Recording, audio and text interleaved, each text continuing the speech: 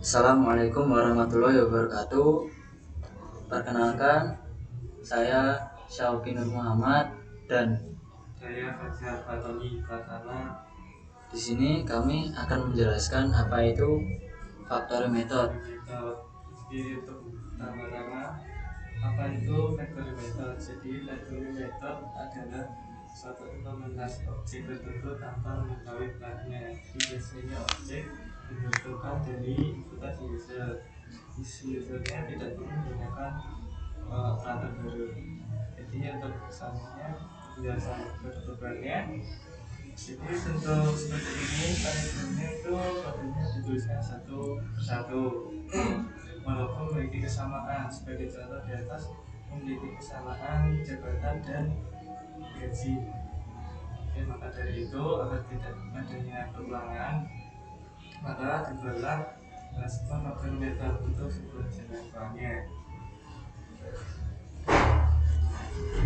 Nah, untuk simpelnya sendiri, kita cukup membuat kelas baru yang bernama employee factory, di mana isinya berupa variabel yang sama sebelumnya, di mana ini mengatasi perulangan pengertikan parameternya dan hanya cukup memanggil dan hanya cukup dipanggil jika dibutuhkan dengan kesamaan jabatan dan gajinya.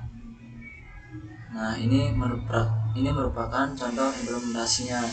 Jadi di sini hanya menuliskan variabel manager 1, kemudian memanggil kelas employee factory, kemudian memanggil parameternya, kemudian mengetikkan nama saja. Jadi kesimpulannya, factory method itu menstandarisasi objek, cukup dengan pemanggilan kelas tanpa pengulangan penulisan objek. Oke, jadi itu penjelasan dari kami mengenai faktor meter. Kurang lebihnya mohon maaf. Assalamualaikum warahmatullahi wabarakatuh. Assalamualaikum warahmatullahi wabarakatuh. Perkenalkan, nama saya Muhammad Wahyu Anggoro dengan NIM 4332119 dari kelompok 4. Di sini saya akan menjelaskan apa itu abstract factory dalam desain pattern.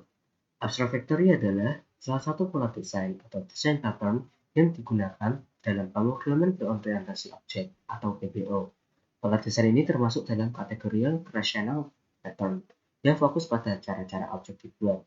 Abstract factory menyediakan antarmuka untuk membuat serangkaian objek terkait atau tergantung, tanpa harus menentukan kelas konkret objek tersebut. Berikut beberapa komponen yang terdapat pada abstract factory. Yang pertama yaitu abstract factory.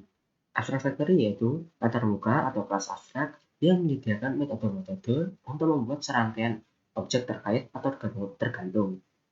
Yang kedua yaitu concrete factory. Concrete factory adalah kelas yang mengimplementasikan antarmuka atau kelas abstrak dari abstract factory. Setiap concrete factory bertanggung jawab untuk membuat serangkaian objek konkret sesuai dengan konteks atau kondisi tertentu. Yang ketiga yaitu abstract product. Abstract product yaitu antarmuka atau kelas abstrak untuk objek yang akan dibuat oleh abstract factory. Yang keempat yaitu concrete product, yaitu kelas konkret yang mengimplementasikan antarmuka atau kelas abstrak dari abstract product. Setiap concrete factory akan menghasilkan objek-objek konkret. Berikut merupakan implementasi dari abstract factory. Yang pertama yaitu membuat interface dengan furniture factory untuk mendefinisikan metode-metode untuk membuat jenis-jenis furnitur seperti kursi, sofa, dan coffee table. Yang kedua yaitu membuat concrete factory. Di sini terdapat dua concrete factory. Yang pertama yaitu modern furniture, yang kedua yaitu Victorian furniture. Nah, di sini dalam concrete factory mengimplementasikan furniture factory. Setiap metode dalam antarmuka ini mengembalikan objek konkret dari jenis furnitur. Yang ketiga yaitu membuat interface chair, sofa, dan coffee table. Nah, dalam interface ini digunakan untuk membuat jenis-jenis yang dibuat oleh abstract factory. Yang keempat yaitu membuat concrete product. Di sini terdapat modern furniture dan Victorian furniture. Contohnya seperti modern chair, modern sofa, modern coffee table termasuk dalam modern furniture. Terus selanjutnya yaitu Victorian chair, Vectorial Java dan Vectorial Coffee Table termasuk dalam Vectorial Subvector. Nah, kelas-kelas ini mengimplementasikan tata muka Chair, Sofa, dan Coffee Table untuk jenis furniture modern dan Victorian.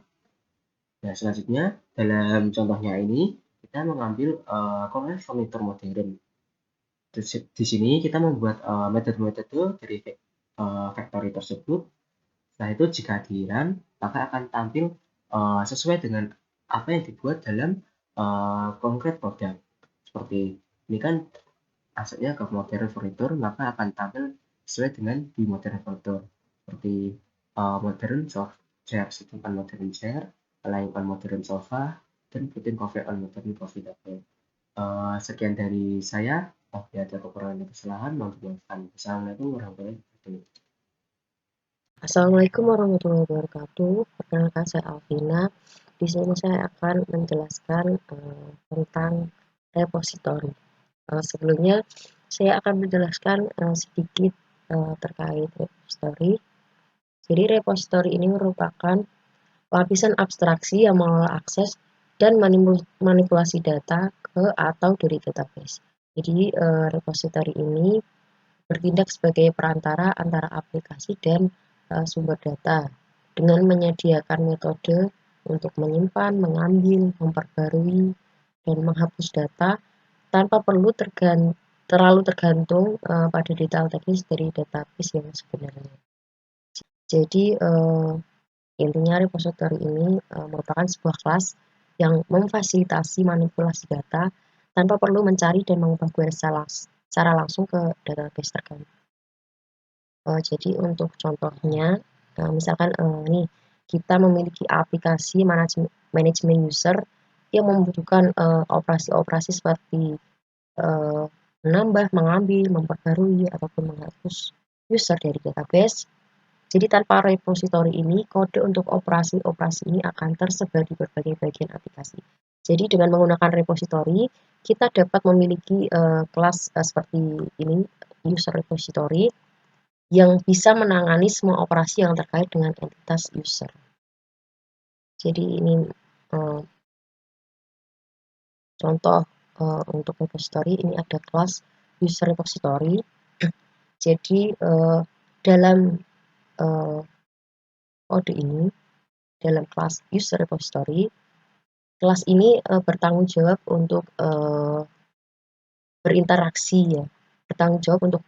dengan database. Jadi kelas ini memiliki metode-metode yang digunakan yaitu ada metode add user, get user by ID, update user, dan juga delete user yang mewakili operasi-operasi terhadap entitas user di dalam database. Jadi di setiap metode nantinya biasanya akan ada koneksi ke database yang disediakan dalam konstruk ini. Jadi di database sama dengan database ini akan melakukan koneksi ke database. Yang selanjutnya ini ada 4 operasi yang digunakan dalam kelas user repository.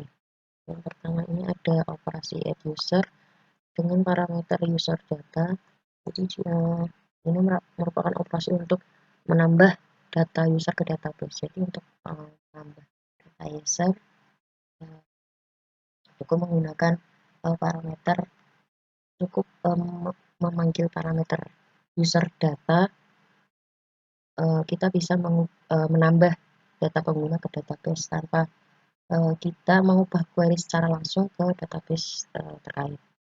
Terus yang kedua ada operasi get user by ID dengan parameter user ID. Jadi di sini operasi yang dilakukan yaitu untuk mengambil data pengguna berdasarkan ID. Jadi untuk kita mengambil data pengguna, kita cukup mencarinya dengan menggunakan ID. Jadi cukup efektif untuk mencari pengguna berdasarkan ID. Lalu kita bisa melakukan pengambilan data pengguna tersebut secara cepat. Yang ketiga ini ada update user. dengan parameter user ID dan new user data. Jadi operasi ini untuk memperbarui data pengguna di database berdasarkan ID. Jadi sama seperti get user by ID, untuk update user ini juga menggunakan parameter berdasarkan ID pengguna. Jadi kita memudahkan user untuk